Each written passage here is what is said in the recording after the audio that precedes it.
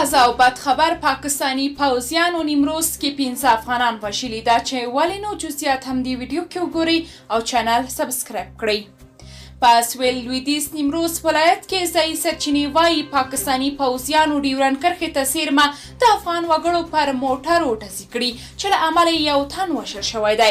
یوې باوري ځایي سرچینې چې نه یې غوښتل نوم یې واخیستل شي وویل نن دغه پیښه د نیمروز ولایت په چاغي او نوکندي سیمو کې رامنځته شوې ده. سرچینې دا هم ویلي چې پاکستاني پوځیانو له ډزو وروسته شاوخوا 300 نور ګاډي ودرول. د هغه په وینا پاکستاني پوځیانو د موټرو بټرۍ ماتې کړي او د تیلو په ټانکونو کې کثافات ورغورځولي دي.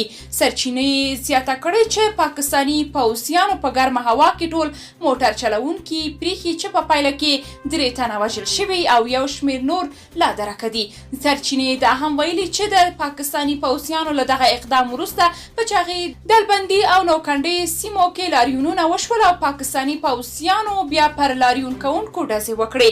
د وویل چې په دې ډزو کې 8 تنه نور ټپیان شوي دي. د نیمروز سیمه ییزو طالبانو تر اوسه په دې اړه څه نه دي ویلي. په دې وروستیو کې په نیمروز ولایت کې د پاکستاني پوځیانو او طالبانو د سرحدي ساتونکو ترمنځ تاوتریخوالی زیات شوی دی.